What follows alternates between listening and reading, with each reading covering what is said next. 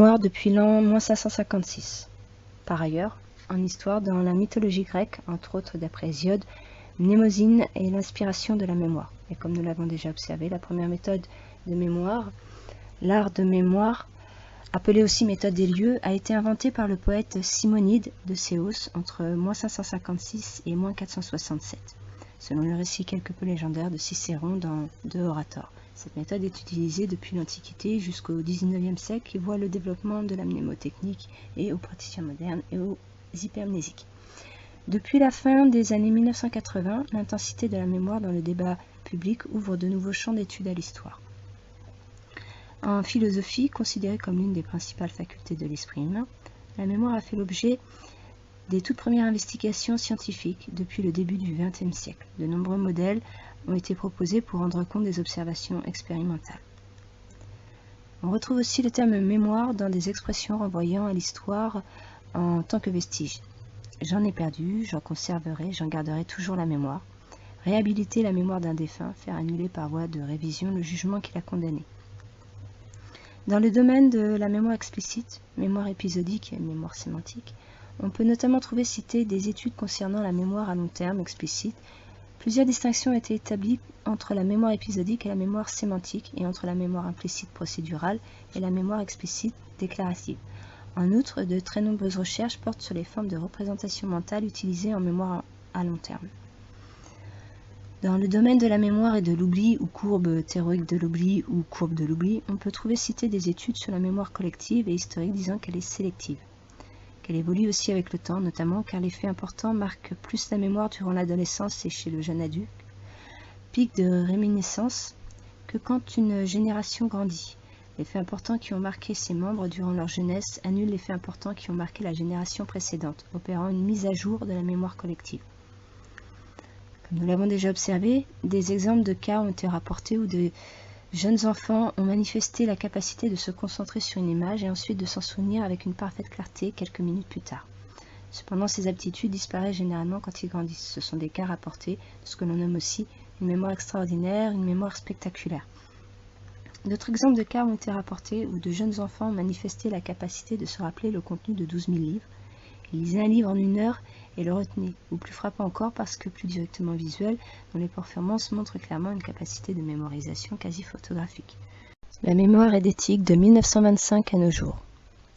On trouve des productions de fiction historique mentionnant une mémoire édétique. Par ordre alphabétique d'auteur, Agatha Christie, Hercule Poirot, Patrick Suskind, Le Parfum, Jean-Baptiste Grenouille.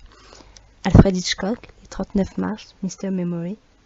Par personnage historique n'appartenant pas à un auteur unique, Sherlock Holmes, Sherlock dans Sherlock, série britannique. Comme nous l'avons déjà abordé, en 1925, le terme édétique de la mémoire édétique se traduit en allemand Eidetisch. Du grec ancien édétikos, rationnel, visible par la raison, la pensée, dérivé de eido, voir, et désigne la faculté de se souvenir d'une grande quantité d'images, de sons ou d'objets dans leurs moindres détails. La mémoire absolue de 1100 à nos jours. Au XIIe siècle, le terme absolu de la mémoire absolue avait le sens de achevé, sublime.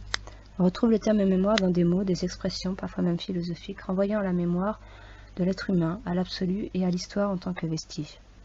Il y a peu de vérité absolue, qui a en soi sa raison d'être et qui n'a besoin ni pour être conçu, ni pour exister d'aucune autre chose.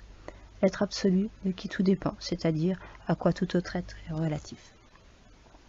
En philosophie, on dit est absolu ce qui existe par soi-même sans dépendance.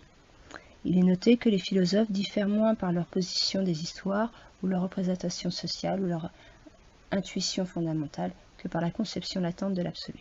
L'histoire, c'est que la notion d'absolu dont se réclame chaque penseur est née à travers une intuition intellectuelle qui est difficilement exprimable.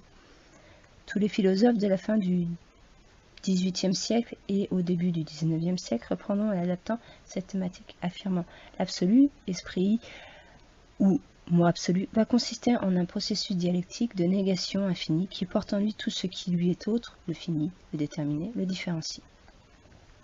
Le concept d'absolu est une vieille notion du champ philosophique.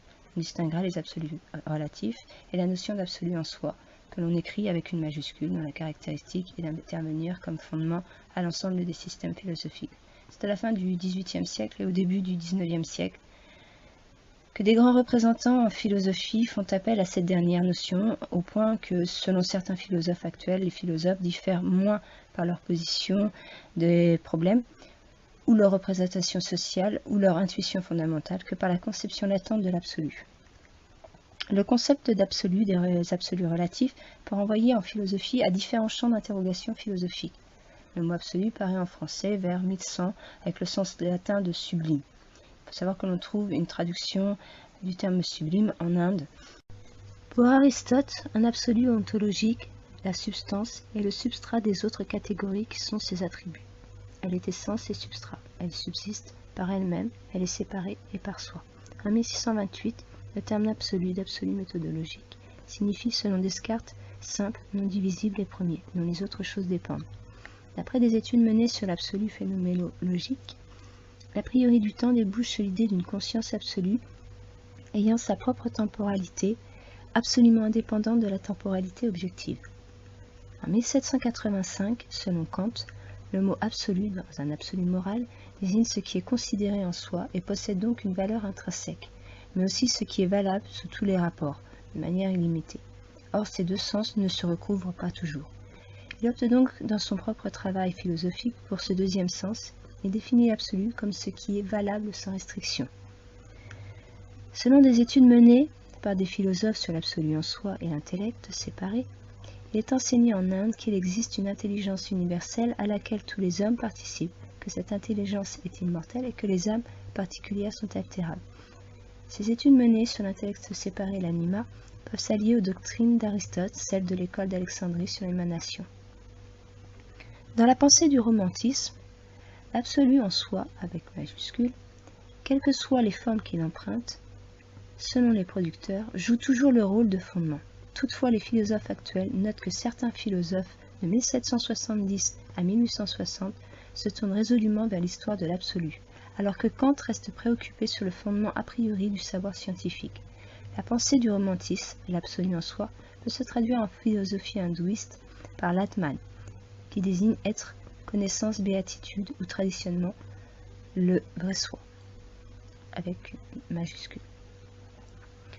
L'absolu, comme fondement du système romantique, est la scission entre le sujet et l'objet que Kant avait clairement exposé et surmonté par ses successeurs qui ne veulent plus voir dans cette scission qu'un moment de l'histoire destiné à être dépassé. Pour eux, la vérité primordiale de cette histoire, c'est l'unité radicale du sujet et de l'objet, ainsi que le montrent certains philosophes pour qui l'objet de la métaphysique doit être de les réunifier au sein du savoir absolu.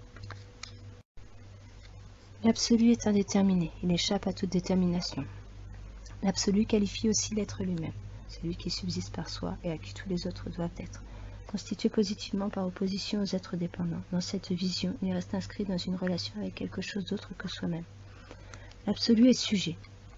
De l'absolu en ce premier sens, c'est-à-dire relatif, la philosophie a fait un usage constant depuis son origine grecque. Avec la philosophie romantique de la fin du XVIIIe siècle et du début du XIXe siècle, certains philosophes remarquent qu'on entre dans une toute autre conception. Avec ce concept, les penseurs du romantisme ont l'ambition de couvrir une totalité, que ce soit l'être total avec le mot absolu ou le savoir absolu. Il s'ensuit que l'absolu est entendu comme dépourvu de tout rapport à ce qui est autre que lui, que ce soit positivement ou négativement. L'absolu est absolument lui-même. Lorsque la relation à l'autre est comprise dans le même, elle se trouve de ce fait surmontée. Comme dans le romantisme, l'absolu, même dans sa forme négative, n'est rapporté à rien d'autre qu'à lui-même. Il est total et pure intuition intellectuelle. Dans le particulier, d'ailleurs, aussi longtemps que nous viserons l'absolu à titre de chose, l'absolu ne se laissera pas penser, car il n'y a pas de chose absolue.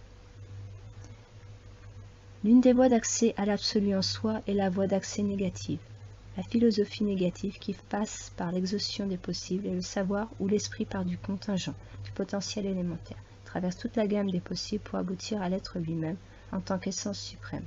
La philosophie positive adopte la voie opposée, la voie d'accès positif. Depuis Kant, on sait qu'aucune expérience sensible de l'absolu en soi n'est possible. Le romantisme du début du XIXe siècle présuppose qu'il y a un savoir de la totalité qui porte et détermine tout autre savoir, qui est le savoir au sens propre et occupe le premier rang. Ce savoir que détermine Kant est intuition.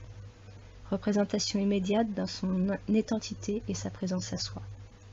En Inde, on peut trouver la traduction de l'intuition dans le Rig Veda, s'appuyant sur l'hindouisme ancien. Harivamsha, poème, l'Anushasana Parva, livre d'instruction du Mahabharata, qui récuse en raillant le formalisme vide dans lequel se complaît l'ironie, en parlant du protecteur des vaches ou de nuit des vaches noires, ou de Gao Mata.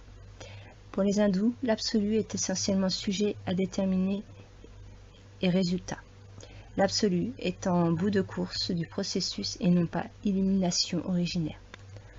En art, le nom absolutisme ou école de l'absolu désigne un courant contemporain qui vise à redonner sa force aux faits artistiques. En mathématiques, l'absolue continuité caractérise les fonctions pouvant s'exprimer comme des primitives et les mesures de diffusion associées. Hypermnésie depuis 2006. La mémoire hypermnésie du grec hyper avec excès et mnésis mémoire est caractérisée par une mémoire autobiographique et un temps excessif consacré à se remémorer son passé. Les personnes ayant une mémoire hypermnésie peuvent se remémorer des périodes lointaines de leur vie, remontant à la petite enfance. Les souvenirs sont principalement visuels, mais parfois sonores, olfactifs, tactiles, avec des souvenirs de sensations qui leur sont parfois associées. La mémoire ne garde pas le souvenir de chaque élément de leur vie. Elle est aléatoire et peut parfois retenir des faits importants perçus comme insignifiants. Les personnes ayant une mémoire hypermnésie ont des souvenirs autobiographiques d'une grande précision, mais n'ont pas des capacités mnésiques supérieures à la moyenne pour le reste de leur mémoire épisodique. Une personne ayant une mémoire hypermnésie complète est une personne dont tous les messages perçus par ses 5 sens sont enregistrés, tandis qu'une personne ayant une mémoire hypermnésie du premier degré ne garde qu'un seul de ses sens en mémoire. Les 2 sens les plus souvent gardés sont la vue et l'ouïe. Toutefois, certaines personnes ayant une mémoire hypermnésie ont un intérêt obsessionnel pour les dates, ou peuvent délibérément mémoriser des quantités pratiquement illimitées de messages. Il a été suggéré que la mémoire autobiographique supérieure est intimement liée avec certains types de synesthésie. Il faut savoir que les capacités hypermnésiques peuvent avoir dans certains cas un effet néfaste sur les capacités cognitives, en prenant pour exemple les cas attestés en 2006. Le flux irrépressible de souvenirs a causé d'importantes perturbations dans la vie de personnes ayant une mémoire hypermnésie. Elles ont décrit ces remémorations comme incessantes, incontrôlables et totalement épuisantes, et comme un fardeau. Les personnes ayant une mémoire hypermnésie ont tendance à s'absorber et se perdre dans leurs souvenirs. Cela peut rendre difficile leur attention aux faits importants, présents ou futurs, puisqu'elles vivent en permanence dans le passé. À l'école, les élèves ayant une mémoire hypermnésie sont moyens, manifestement incapables d'appliquer à leurs études leur mémoire exceptionnelle. Des tendances similaires ont été observées dans d'autres cas d'hypermnésie. On peut notamment trouver l'hypermnésie citée dans l'art et le cinéma. Les capacités extraordinaires des personnes ayant une mémoire hypermnésie ont fasciné de nombreux producteurs et cinéastes, entre autres dans le genre fantastique. Quelques productions historiques en tant que vestige utilisant l'hypermnésie. Spleen, j'ai plus de souvenirs que si j'avais 1000 ans. Les fleurs du mal de Baudelaire, poème. Sherlock Holmes 1 et 2 de Guy Ritchie, ou dans le 2, Holmes répond à la question « Que voyez-vous » Absolument tout, tel est mon fléau. La mémoire, le plus souvent culturelle et historique, est collective et sélective. Elle est citée dans la mythologie grecque, la mnémotechnique, les débats publics, la philosophie, les arts, les productions de science-fiction et fantastique, les sciences et le cinéma. Elle se transmet par le biais d'études, d'observations expérimentales réalisées par des scientifiques reconnus. Elle se transmet également à travers les générations par une mise à jour de la mémoire collective et l'accès à un savoir, sous la forme d'une mémoire de la mémoire et plus précisément de productions qui ont souvent été réalisées dans un but artistique, mnémotechnique, d'annulation des faits importants d'une génération, des vérités absolues, de savoir absolu et total, dialectique, de fondement d'un système philosophique de continuité de l'expression et de la diffusion, ou dans l'ambition de couvrir une totalité. Elle dévoile souvent l'étude du thème de la diversité culturelle européenne et du multiculturalisme, cité avec une plus ou moins grande intensité et un ton plus ou moins inspiré. C'est cette mémoire de la diversité culturelle qui finit, détermine, différencie l'essence suprême des cultures européennes, indiennes et les exceptions culturelles sans origine culturelle, et les fait évoluer. C'est cette diversité culturelle multiculturelle qui est de nos jours une thématique à l'origine de nombreuses études scientifiques.